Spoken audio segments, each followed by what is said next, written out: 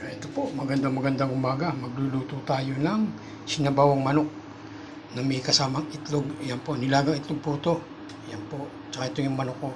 Sasabawan ko lang po siya na simpleng ulam lang po natin. At meron po tayong daon ng malunggay. Ayan, may kasama tayong daon ng malunggay at yung bunga ng malunggay yung ilalagay po natin. Ayan po yung mga sahog ko ngayon. Nilagang itlog at manok. Isang pirasong manok lang, kalahati lang, pityo ng manok.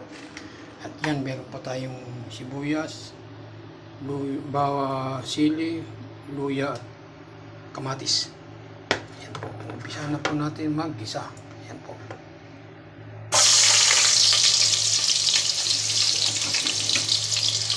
Parang type tinola rin ito kaso wala tayong papaya.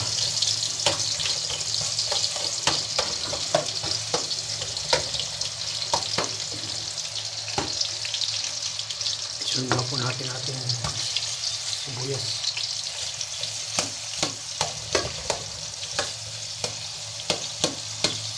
Bila po akong magsasabaw na kung ito natikman yung gabi ang ganyang luto na mayroong kasamang itlog na nilaga.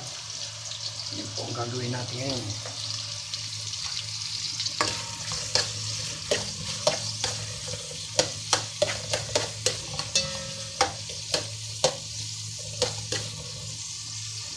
At lagyan na po natin ang ating kamatis.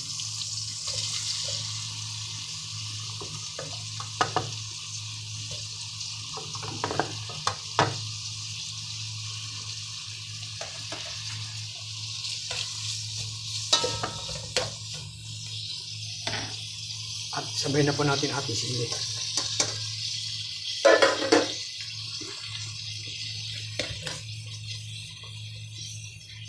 Hayaan lang po natin na masangkot siya yung ating mga sahog natin. Takpan muna natin.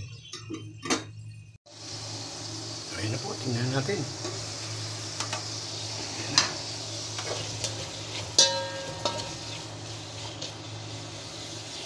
Ilalagay na po natin ang ating manok.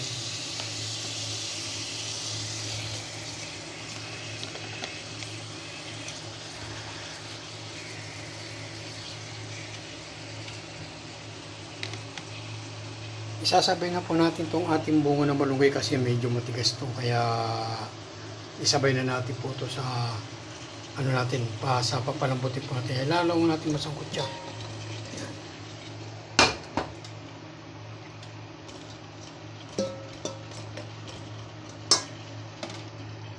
O ito, titignan na natin. Ayan, nakita nyo, nagsabaw siya ng kusa. Wala akong nilalagay ng sabaw dyan, ha. Nagsabaw siya ng kusa, yan, nagsabaw. Pero ilagyan pa rin natin siya ng sabaw.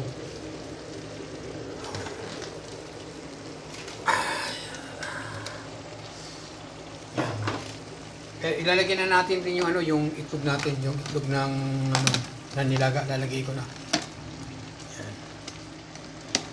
Yung itlog na nilaga, lalagay na natin.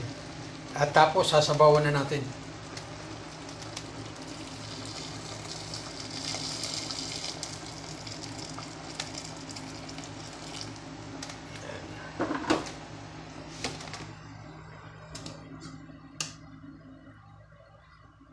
Isang kulo pa po nito, isang kulo na lang po yan at lalagay na natin yung dahon ng malunggay natin. O, takpan muna natin ulit. O yan, babalikan po natin ulit. Ayan na. Kumukulo na siya. Pero tatanggalin na natin muna itong ano niya, parang ano niya, ang manok.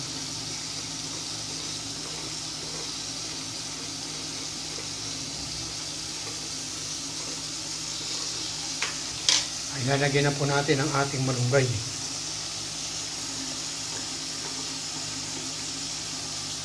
Dinamihan ko po malunggay dahil marami kaming malunggay dito. Kaya dinadamihan ko malunggay para yung isa rin po sa maganda sa katawan yung dahon ng malunggay natin.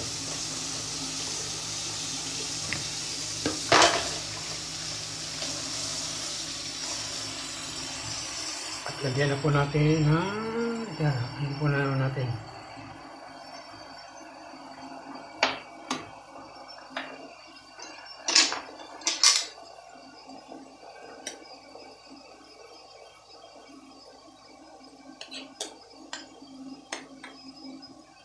Lagyan na po natin ang ating bitchin para lumasa na po kagad habang humuulo yan.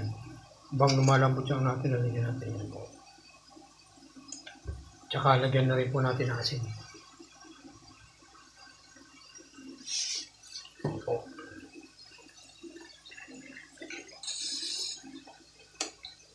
Ganyan, oh. Style tinola yan pero wala tayong papaya eh. O kaya ilalagay na sa home. Sige, takpan na muna natin. O ayan, buksan na uli natin. Tignan natin. Yan, kumukulo na siya. Ayan na po. Ating sinabawang manok na may itlog. Yan o, sarap niyan o. Titikman na natin lasa kung ayos na.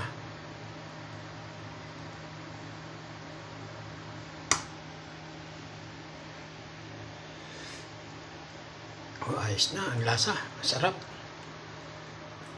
Ayan, malambot na o yan, pati yung bunga.